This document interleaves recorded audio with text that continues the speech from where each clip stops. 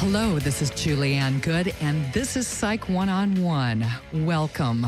We are here to make psychology more understandable with tips for you and your family to make your life easier. Tonight, my special guest is returning again. Mm-hmm.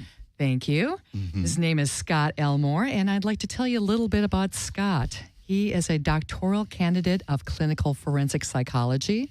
He holds a master's degree in counseling psychology, marriage and family therapy, as well as a master's degree in clinical forensic psychology. He is an adjunct professor for both the Chicago School of Professional Psychology and University of Phoenix.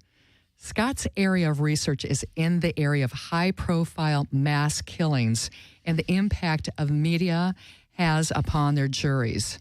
He is currently a psychology extern at Orange County Central Jail. His dissertation was titled The Insanity Defense, Public Opinion, and the Public's Tendency to Implicate Mental Illness in High-Profile Crimes. Hi, Scott. How are you? Good. How are you doing? Very good. Thank you. This sounds very intriguing. Could you talk a little bit about the research that went into your dissertation? A lot. There was a lot of research that went into it. Actually, yeah, we can talk a lot about it. I think it's relevant right now because we just had a shooting up in Santa Barbara. Right. And every time we have one of these sort of mass shootings, the media just jumps all over it and starts making these sort of knee-jerk reactions. And that is exactly what my dissertation was about. It was sort of how misinformation gets construed and how the population sort of absorbs it and reacts to it. And then really what's accurate and what's not accurate. And so right now we're seeing that coming out of this Isla Vista shooting where Mr. Roger had 10 different crime scenes and shot several people up there. And one of the diagnoses that the media is grabbing a hold of is that he had Asperger's syndrome. Mm-hmm. And that not only he had Asperger's syndrome, but that in the Sandy Hook shooting that took place in, was it Connecticut, that gentleman also had Asperger's, which may or may not have been accurate. Certainly that wasn't the activating event for either one of these, in my opinion. But now that Asperger's is suddenly becoming a violent crime. And so my dissertation sort of looks at those things mm-hmm. and looks at the perception that the media has on people in presenting these ideas and sort of pounding it in their heads. Right, and then people are confused to say exactly what is going on. And as you stated before, it's the misinformation. Oh, yeah. And then people start getting paranoid about, okay, well, I know somebody that has Asperger's mm-hmm. or that person's acting weird, so let's put that label on him or her, Asperger's, okay, because we can't explain it. So all of a sudden, we're labeling people out of fear because of all of this media mass hysteria. Yeah, that's exactly right. Just this year, and last year or two, I guess, we had a new iteration of the DSM-5, or the DSM, our Diagnostic Statistical Manual of Mental Disease, mm-hmm. which is sort of the book that clinicians go off of. Asperger's is gone now, so it's not even a term we use anymore, so we sort of lump it all into autism, and we look at autism as a spectrum disorder. So Asperger's is sort of, the way we think about that is its own illness, its own set of characteristics is gone anyhow. It did exist. It's not existing now. It doesn't mean it's not going to come back. Right. It's just sort of the way the DSM ebbs and flows. Just a different label. Yeah, just yes. a different label. Yeah, we like labeling. Our field we label. Yeah, yes. Exactly. Yeah, that's precisely it. But this is not a illness of violence. It's a sort of an illness of seclusion. And so that's one big difference about this. But, it's, again, the media grabs this. We're really looking to understand. As a society, I think we really want to understand what makes somebody go off, snap, and do these horrific crimes. So generally, schizophrenia is the culprit. And schizophrenia isn't necessarily a crime of violence either. Right. But the media loves schizophrenia. We use schizophrenia. Anytime something happens, it's schizophrenia. So I was really shocked when it was Asperger's this time. And, the gentleman may or may not have had Asperger's. I have no idea. Mm-hmm. But again, it's certainly not a violent crime. But we love just finding labels. I think it makes us feel better. It makes us be able to compartmentalize what's happening with us. That, so I don't have that. This person doesn't have that. So I feel safe. Or maybe they do have that, and we can sort of just label it. We can understand it. We can put it in a box. It just makes it easier for us. Right. It makes it more, I guess, tangible and manageable. Sure. Because after shootings like this, people want to be able to feel like they're back in control of their own little worlds, wherever they may be. Right. Especially if they're like a college student or they were close by, or, I mean, the need to be more in control of one's physical surroundings after that it's almost like hypervigilant for some people, correct? Yeah, correct. Absolutely. Yeah, and it feels very out of control. And when somebody, I don't know, I sort of liken it to a salmon when they sort of are swimming upstream doing their own thing and everyone else is going the other direction, all of a sudden it feels very uneasy, very uncomfortable, and we really need to sort of identify that and why did that happen. The reality is we don't know.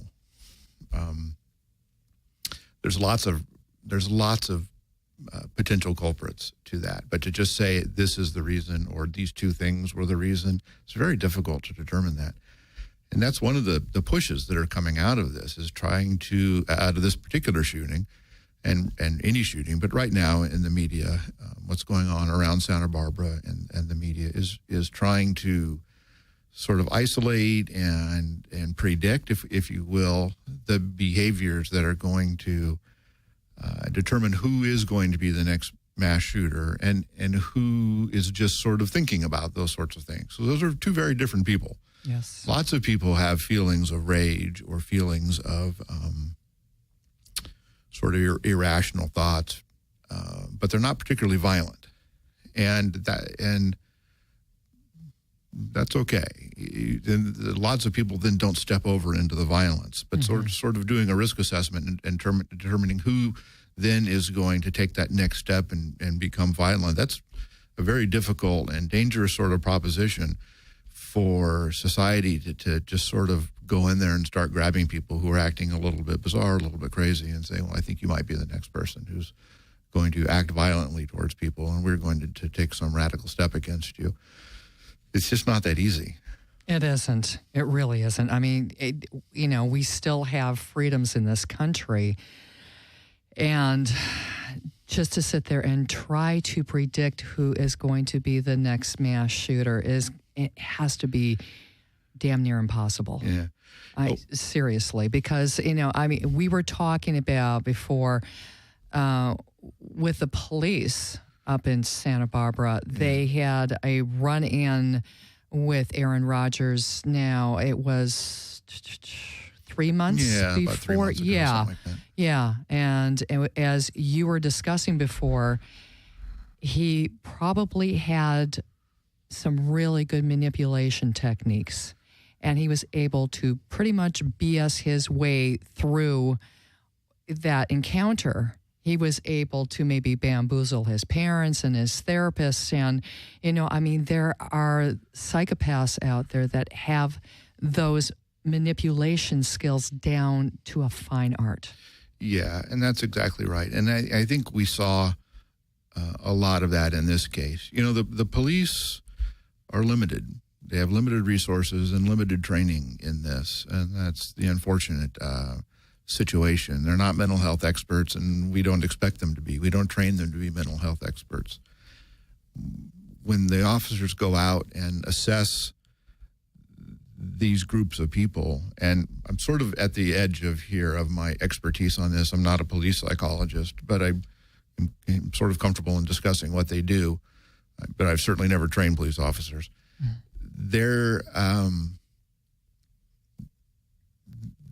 not looking for the nuances, to my understanding, a mental health nuance of what's happening. So they're playing by the same rule book that all of us play from, which is assessing dangerousness. So as we were talking about earlier, there's really three ways to get yourself into a psychiatric hold, or a 5150 we call it, right? Right.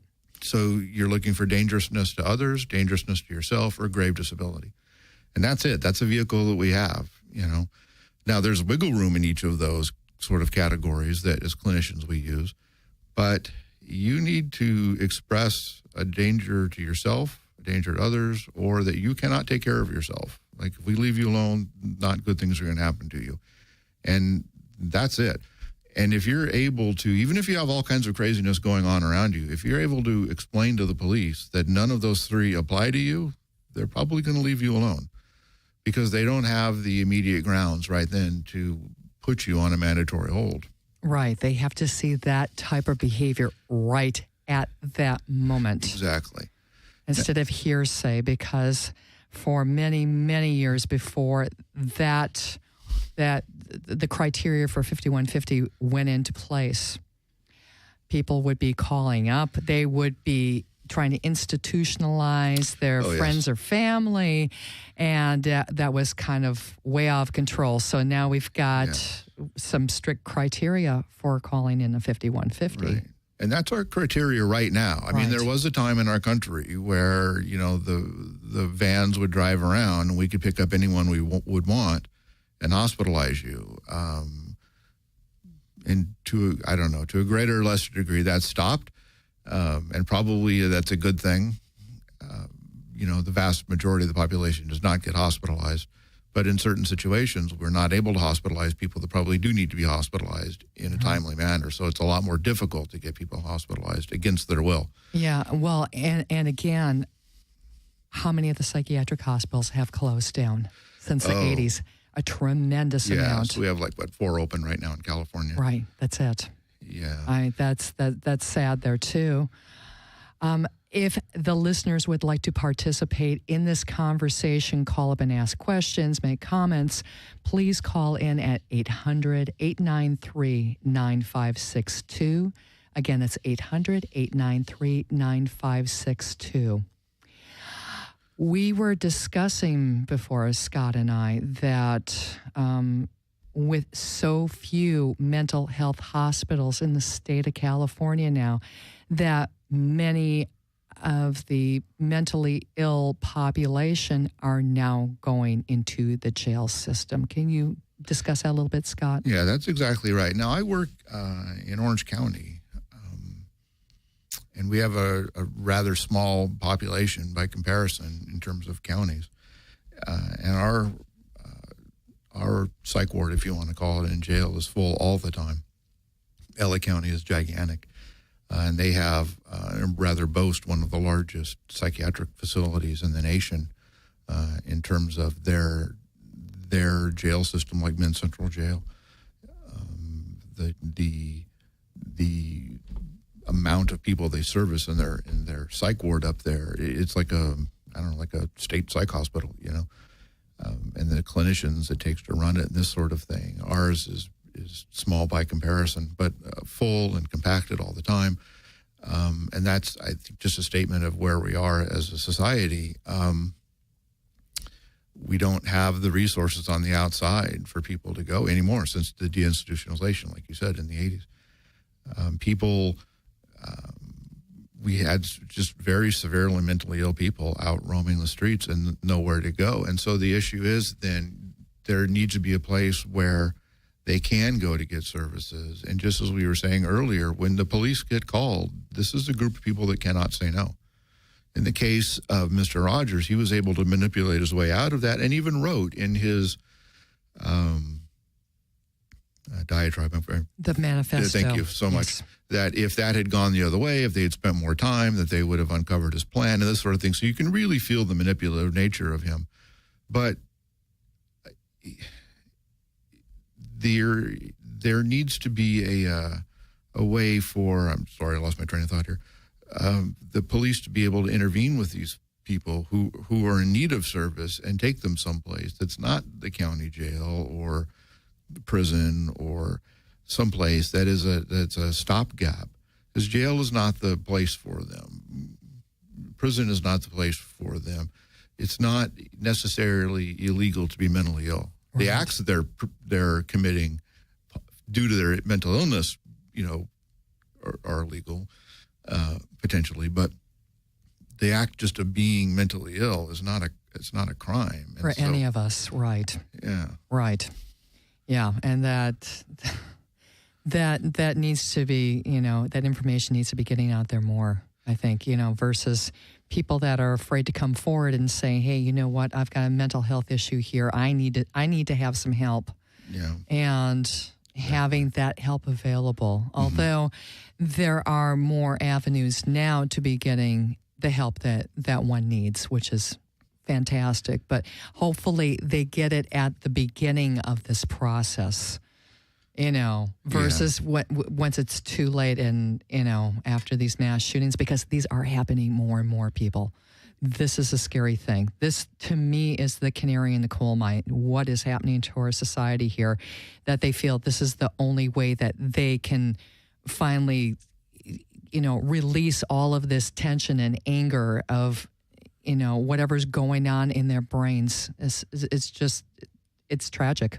Well, yeah. I mean, it's definitely the most flamboyant way of doing that.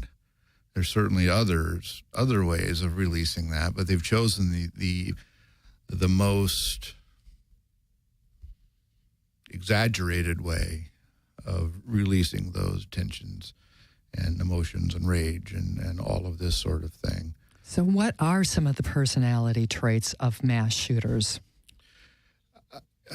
Gosh, that's a good question. A lot of narcissism, certainly. Right. I mean, we saw that over and over with this gentleman, Mr. Rogers, but in a lot of the other ones, you definitely need a flair for the eccentric, I would think. And dramatic. Yes. Highly dramatic. With Mr. Roger, I'm sorry, I'm just going back through a lot of the image. I've never seen a person with so many selfies. Looking back at just all the news footage and this sort of thing, it just seems so contradictory to me. For somebody that has so many issues of being lonely and whatnot and not making friends and all this sort of thing, the profile images that you see of him are not like that at all. Portrays a very different person. And so I think there's that level of either some manipulation going on, like perhaps he's even manipulating himself. There's definitely a grandiosity that's happening there. Mm-hmm. And with the manifesto, like some mania, I think perhaps. So there's some, along with that grandiosity, like some manic thinking. So something that's rising him above everybody else. So I think you're seeing that in others too. Like they see themselves as sort of a higher level thinker than others, that they're going to sort of rise above all of this and they can create this master plan, and it just unfortunately doesn't work out for them. Yeah, and painfully lonely. Because that is one of the things he kept on coming back to is, look at all these happy couples. I hate them. I'm jealous of them. I want a girl. Why don't girls want me? So there's that deep sense of not belonging with somebody else, loneliness. That when I was reading the manifesto, that kept coming back. Yeah, I don't know. I wonder about that. How so? I've read that too, over and over and over again. As I've, not just the manifesto, but I've read, other parts where he was discussing the loneliness aspect.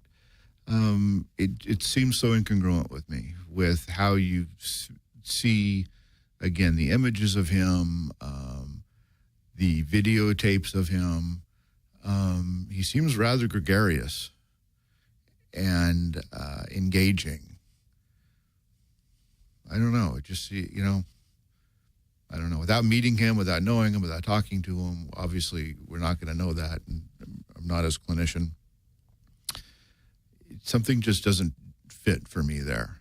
So I'm not saying that I don't believe that he's a lonely guy. It just doesn't fit for me.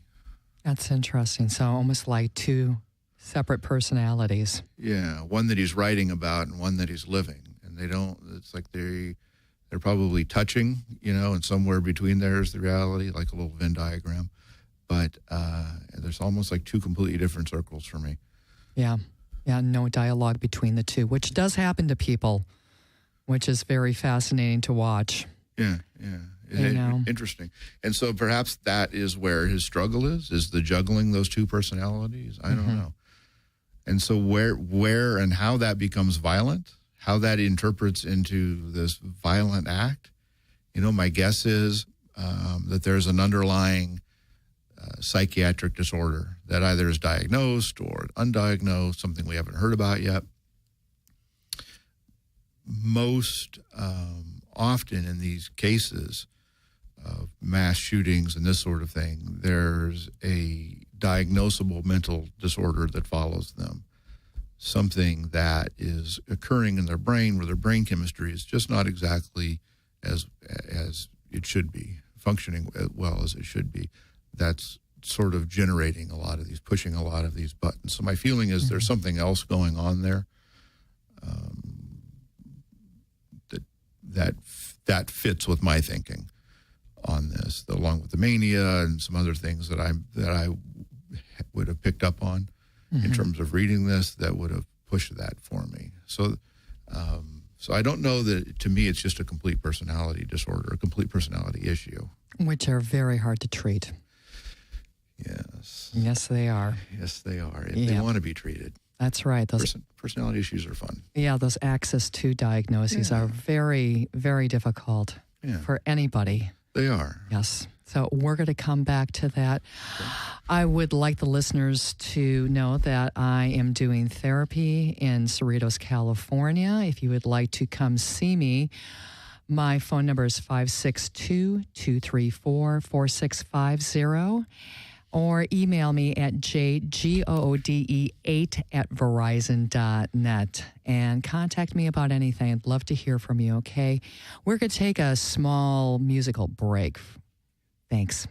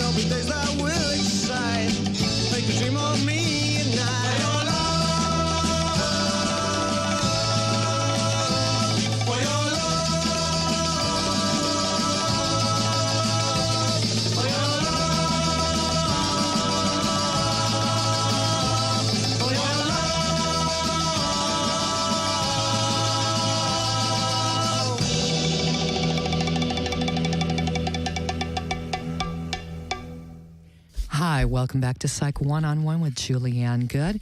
And my special guest is Scott Elmore. And we are discussing the theories and the whole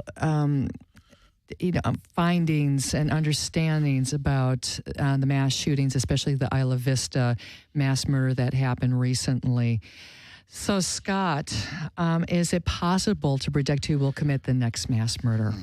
Always a good question. I think the media wants us to be able to predict that. I just don't know that we're going to be able to. We have a lot of violence predicting tools that we use as psychologists. In terms of how people are feeling about. Let me restart this. In terms of if people have committed violence before, and then how they're thinking about maybe committing violent acts, in the future, this sort of thing. We look at a lot of indicators just in their life to sort of look at how they would think about committing violent acts. So we have lots of sort of tools based on risk assessment that we can use. But you're talking about somebody who's going to commit a mass killing is almost like a different character altogether. This is not somebody necessarily who is maybe going to be doing domestic violence or road rage or something, stalking behavior, something that would seem a little more ordinary, where a lot of our risk tools are maybe more geared towards, have been traditionally geared toward in the past. I don't know that we have a good answer for that right now. I have not seen any research or material to this point that's led us any closer to knowing, who or where or why or who to look for and this sort of thing. I mean, as I was saying earlier, a lot of people share irrational thoughts about a group of people or people who could have, violent or raging thoughts. But then they don't commit a crime. They don't commit a violent act. And so I would still sort of consider that in a healthy realm, And so what's the difference between those who are able to control that and the ones who aren't able to control that? We're not even close to there yet, in my opinion, to sort of figuring that out, that leap out. And so I would imagine that with the increase of these mass shootings, that forensic researchers and psychologists and police are going to get to the point where they're going to start piecing things together and putting all of these behaviors and patterns together. Mm-hmm. And sooner or later, they are going to be able to predict, hopefully, when this is going to happen. Yeah. With versus just, waiting for the shoe to drop and then we all have to deal with it somehow. I mean, that's, that's my hope and my prediction that there is going to be some good that's going to come out of this. I would hope so. I still think it's a very risky business, though. Yeah. Because two people, it's a very individualistic decision. Two people could have the same stressors, yet face it very differently. And so I sort of feel like it's a Minority Report thing, where just because I have a lot of stressors in my life, doesn't necessarily mean that I'm going to go off and commit a violent act, mm-hmm. whereas the person next to me may. And how would you know, given the same set of facts, how would you know who would and who wouldn't? So does that mean that we're going to monitor them differently? And so one of the issues that's coming out of Santa Barbara right now is forced medication. So if Elliot Rogers had been forced to take medication, would this have changed? And so there's a new law in California right now that had just come up, Jamie's Law, I think, or something of this, where it's talking about forcing medication on people. And so this came up on the heels of that. And that law is really dealing with a very small group of people who after they do what's called a rehearing, where they have to go in front of a judge and get an order to force medication, that this group sort of gets smaller, then we're able to actually streamline that process and make it legal for us to administer medication when someone doesn't want to give medication, doesn't want to take medication, and this sort of thing. So it's a huge legal process in terms of forcing medication on people, on an adult or somebody who's conserved or this sort of thing, right? So, but we're talking about like an ordinary adult walking around who has the capability of deciding whether or not they're going to take medications.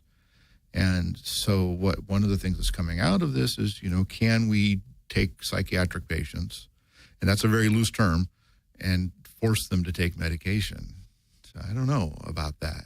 Right. What happens to free will? What happens to free will? Yeah. I mean, yeah, and then the whole thing is too, medication for certain individuals is life-saving. Absolutely. But it is not an end-all, cure-all for everybody. And see, there's the tricky thing too. Mm-hmm. Yeah. And we go back to, if we can go back a little bit to those three things we hospitalize people for, one of which is gravely disabled. And in that case, when people are legitimately gravely disabled, often those are the group who get forced medications. If you're not gravely disabled, though, that's a hard argument to make. If you're able to make decisions for yourself, answer questions for yourself, drive yourself around, drive a black BMW around, make lucid videotapes of yourself, take selfies, that's a hard argument to make, to force that person to take medication. Yeah, or hospitalized or jailed them against their will. Yes. Yeah, if you're laying under a bus bench or something, that would be maybe an easier argument to make. So, I don't know. So there's a lot of policy, I think, there's always a lot of policy that come out of an incident like this, where we're going to try to make sort of a legal change, policy change, social change, and this sort of thing. And I think the intention behind it is always good. The application scares me, as a human, and then as a clinician. I get worried about where we're going to go with some of these things. And so one of which, and we were talking earlier, maybe before the show about this, is, right now when we are putting somebody on a hold, we're looking at these three things: danger to self, danger to others, or gravely disabled. Are we going to have other tools, down the line to really be able to assess risk, to assess dangerousness, to do something, maybe broaden our scope? I don't know. That would be interesting to know, to look at, to see if not only us, but the law enforcement, fire, paramedics, somebody, first responders, people who have access to people when they're critical, would have a different set of tools at their disposal. That would be interesting to know. Right. I mean, I think it's going to get to the point where there are going to be biomedical markers that they are going to be able to take, maybe like a blood sample, urine sample, something like that, and it's going to say, okay, their brain chemistry is off, or something. You know what I mean? I mean, I'm forecasting that something like this is going to end up happening. I love science fiction too, but right on. Just the medical advances like inspect scanning, PET scanning, fine MRI imaging. It's fascinating. Yeah. And I'm hoping that is going to start giving us a little more real data behind what is going on with why psychopaths decide to do these kind of crimes. That I completely agree with. The way we are doing things now honestly hasn't changed since pretty much Freud was roaming around. I mean, we really look at things dynamically. We talk to people, we listen to them, we assess them, we stare at our book, we interpret what they're saying via the text that we have in front of us, and we make decisions based upon that. And that is, that's really how we do our job. The tools have changed a little bit. They've updated. Like I said, we're now at DSM-5. So the way our psychological tests and thinking and this sort of thing has evolved, over the years. So that's keeping current, I guess, arguably. But the way we're actually performing our job really hasn't changed since Freud has been roaming around. Right, and then you get clinician biases. Oh my gosh! You yes. have one person interviewing that criminal. They can pick up on something else. Then you get another person coming in with different training, different criteria that they're trying to look for. Oh, yeah. So then you have all these, this piecemeal picture of this criminal. Yeah. And then the criminal, of course, has these fine manipulation tools down to a T. Yeah, it's incredible. Yeah. I've seen, I've worked with a few of those types of people when I've been working in an emergency room, and they are slick. Yes, they are. Yeah, I have a few on my caseload, and they are. You know what? Charming. They survive. Yes. Right, and so they have a skill set they've adopted to be able to survive in their environment, and the clinician needs to understand that as well. That these are coping skills, right? So everybody has coping skills, and these are just learned skills. And my guess is that going back to Mr. Elliot Rogers, he had a set of learned coping skills that he had to figure out too to survive.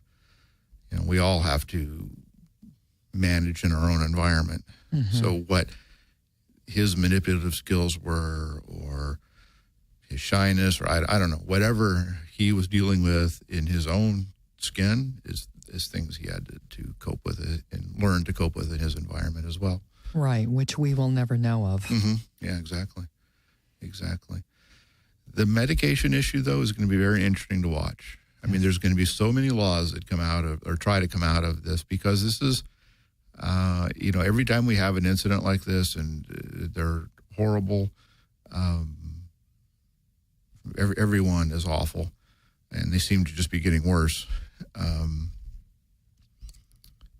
But I feel like there's going to be an intolerance point, where we're going to try to make some drastic change or policy change. It's just a society to try to wrap our arms around this. So what do you predict along those lines? Now that I don't know. Oh, come on, Scott, throw something out there. I already threw my prediction out there. I don't know what my prediction is. I hope Get your crystal ball out. I know. I hope it's not. I hope it's not some sort of forecasting thing. But my first thought is a penalty thing. But so often they don't live through this. Either the vast majority of shooters are either taking their own life, or some sort of person intervening is ending it for them. So very few of these people are surviving this incident. Do you know if there's any kind of autopsy afterwards on these shooters? Have you run across that in any of the research that you were doing? It's interesting. Because if I were on that other end, I would definitely want to be doing an autopsy on those brains. Yeah, that's a good question. I suspect there is, but I haven't really looked. So that's an interesting question. I'm going to research that now that you brought that up. Yeah, that might be a topic for another show. Yeah, I'll have to follow up on that. If there is that type of research, because I would want to be doing that. Specifically if they're saving the brains and looking at those. I know we're saving the brains of like football players and whatnot, looking at TBIs and this sort of thing. So it'd be interesting if they're actually collecting the brains of these folks. I don't know. That's an interesting subject. I imagine, they're keeping or preserving, some data on this, but not one that I've seen. But then again, I haven't specifically been looking for that. So that is interesting. I'll look at this.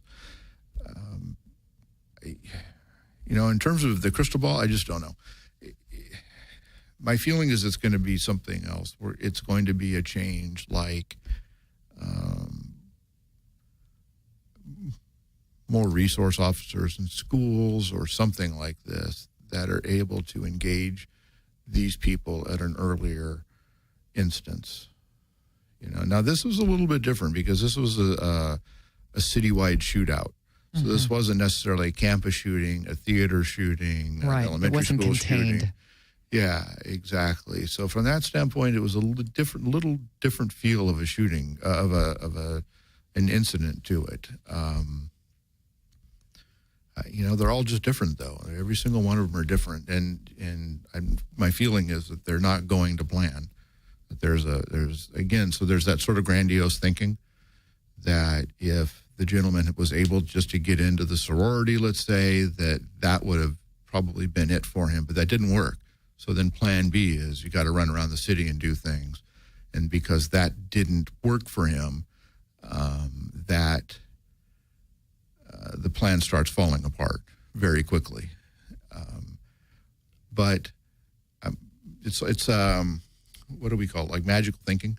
Yeah. In a sense, like there's just this sort of thought process that we're just not going to understand going on in the head of a lot of these folks, and it plays out in what their mind is just a much higher level than you and I are capable of processing. That's how they see it. We don't understand. They understand. We don't understand. And you wonder, too, if it's a sense of ultimate control. They, in their minds, have maybe some, like you were talking about before, superiority complex, a God complex. I'm in control. I make the decision whether you live or die right now. Sure, absolutely. Pretty much. Absolutely. Yeah. Definitely. And that all works into that sort of what I would call mania. It's exactly what I would, it's exactly what I think. And then I think if it had worked out how he had planned it, it would have been a very isolated event, meaning it would have taken place in one, like a controlled environment would have taken place. We would have had like 2 crime scenes, one at his house, one in a sorority, God forbid, and that would have been the incident. Because in his mind, that's what he had wanted to do. But that didn't work out, thank goodness, and then we ended up having a whole different slew of events because in his mind, he couldn't put it back together again. So these are very disorganized minds. Yes. Despite how they view it. So I guess that's good and bad, I don't know. So with the research that you did for your dissertation, did you come across any kind of reasoning from, why would a person commit a mass shooting? They're so different. Each one is so different. I think one big reason is, I think if there's an underlying reason, it's probably like attention. That it's a statement that they're going to make, and they're going to make a huge statement, not just a period, but an exclamation mark, right? And they will be remembered somehow. And they're going to be remembered. So there's sort of a notoriety that goes with it. But at the time, I'm not sure that that's how they're thinking about it. So I don't know that they go out the door thinking that this is going to be something that goes down in history. I just think in their mind that they go out the door thinking, well, this is going to be an incident that's going to take place. I think that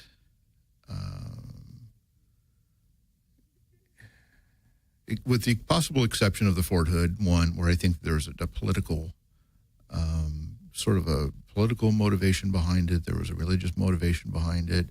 That one, I think there was really trying to get some attention to it. The Navy shipyard, I'm just sort of going through some of these in my mind, where there were more isolated reasons. So typically in a shooting, in a killing, there's like an intended victim. So these are a very different type of killing, where you've got sort of a spree killing. You've got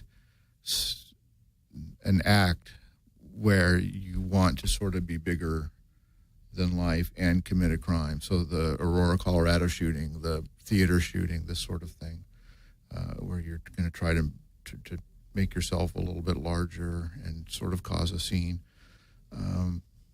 Sorry about that.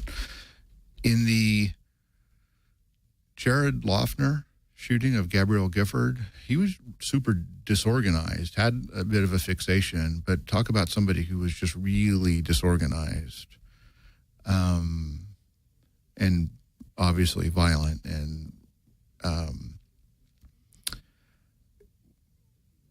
had a okay, so let's back up a little bit. You can have, even like within psychosis, you can have like command hallucinations and this sort of things. So people within your head telling you to do things. Right. So there's lots of different reasons why people just commit crimes in general, and not necessarily huge, violent, like mass murder type crimes. So sort of conceptualizing it from that way,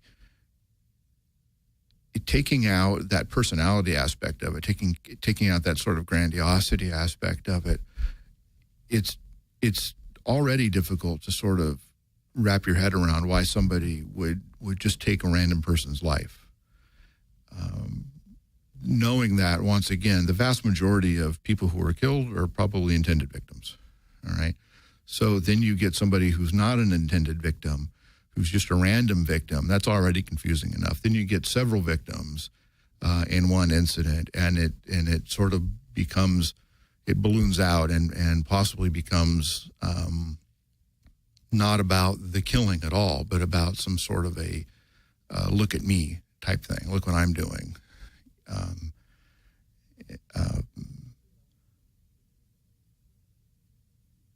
In the case of Aaron Alexis, when he was going into Sandy Hook, mm-hmm. he was going after more of a specific target, but was killing people along the way. But there was a lot of psychosis and delusion happening there. So it's tough to say, like, one person and one crime, like you could just fit them all together. They're all so different. Yeah, one profile does not fit all. No. It's why it's fascinating to, investigate them, to talk to them, supposing they lived through this, or read or sort of do a profile on each one of them, because there are a lot of traits that are the same. And I think I mentioned this the last time I was here, but, one of the tests that we do, which is the MMPI, the Minnesota Multiphasic Personality Inventory. So it's a very standard test that we do in psychology. We've done it for many, many, many, many, many years. And it gives a very valid personality index on people. Right. And over the years, they've done MMPIs on serial killers. Jeffrey Dahmer, I saw his recently. Yeah. High, very high on the antisocial scale. Yeah. Huge, yes. When you look at the big famous serial killers and you stack all of theirs on top of one another, they're almost identical. So fascinating that through the years, the big serial killers who have, I'm talking like Gacy and Bundy and Dahmer and these sorts of things. So their profiles are almost identical. Mm-hmm. I mean, they really fit the same pattern. So at some level, there's a process that's co-occurring in all of them, right? So the same level of thinking is happening. The motivations are probably different. Now, sadly, to one extent, the mass shooters generally aren't living through these. So we're not able to test them. We're not able to really look at their brains at the same level. We're not able to understand them that way.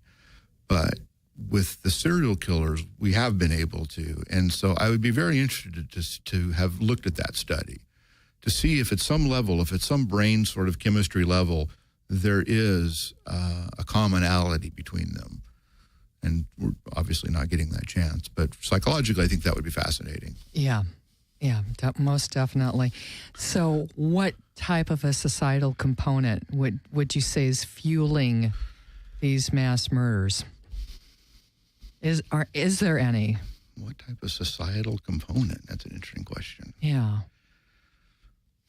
What do you think is happening now that's fueling this anger? I think we have an angry society. Yeah. I mean, that's certainly it, but I'm not sure big who question. they're angry with. Yeah, it's a huge question. It's a good question. No, I'll take it. Yeah, I'll another take research paper, right? I'll take it for $10. Who are they angry with? Gosh, we have an angry society, and I'm not sure if we're angry because societies are so far apart culturally, maybe, and do they feel that way in some areas, or they're far apart economically. I don't really know. It just feels very tense to me, and has. We've had, huge incidences where we've seen rioting and whatnot, just in the last, decade or a few more years beyond that, and also where we've come together. But we've also created these people out of society that have done these horrific crimes, and they're part of us too. So are they coming out of is it coming out of their families? Are they a product of their environment, their own neighborhoods, or, I don't know. A lot of these folks, seem to be coming out of loving families. Some of them anyway, coming out of loving families. Some of them, maybe families aren't as well functioning. It's a really tough question to answer. And there's so many factors that go into it. Yeah, that's a good so question. many factors. Thank you. And, just to wrap up, Scott, because actually we could go on with this with part 2, and I'd love to have you on for part 2, but Let's do it. I understand you're moving soon up to the northern part of California, but we could do this by phone. Yeah. I would love to continue this conversation because this is one of the topics that I like to revisit, because I think it's so important to get this information out there and to let people know these are the types of people that are being created more and more. What can we do about it? Can we get more understanding and maybe look for more of the signs? Yeah. And when you see some of these signs, say something to somebody else and saying, what, this is a little unusual and I'm a little concerned about it. Pass a word on, try to maybe get the person help if that is possible. Exactly. Yeah. But start getting involved instead of shutting down and doing tunnel vision and just going on with your own life, because we're all in this together. We need to be taking care of each other, and hopefully. It's so true. Yeah. So if anybody would like to contact you, how can they do so? Oh, they can email me. That's probably the best way. And my email is smith, S-M-I-T-H, S-M-I-T-H 11 at alliant.edu. It's SSMITH 11 at alliant, ALLIANT.edu. It's probably the best way to get a hold of me. And I generally respond to email promptly. Wonderful. Generally. Wonderful. Scott, I really appreciate you being back on again. Thank you so much. I love it. Thank you. Yes, thank you so much for this really important information and for all of your knowledge, and keep on going with all that research. Let's do part 2 soon. Let's do part 2, exactly. Thank you so much. And if anybody would like to contact me, my contact information is jgoode8@verizon.net. And my office phone number is 562-234-4650. If you couldn't get to this whole interview, this will be archived within 24 to 48 hours at skidrowstudios.com and also at iTunes. And we are also on Stitcher and Facebook. So please contact me. I would love to hear from you. I'd love to hear your concerns and questions and ideas for more shows. That would be wonderful. So this has been Julianne Good for Psych One-on-One. Take care of yourself. Take care of each other. Bye now.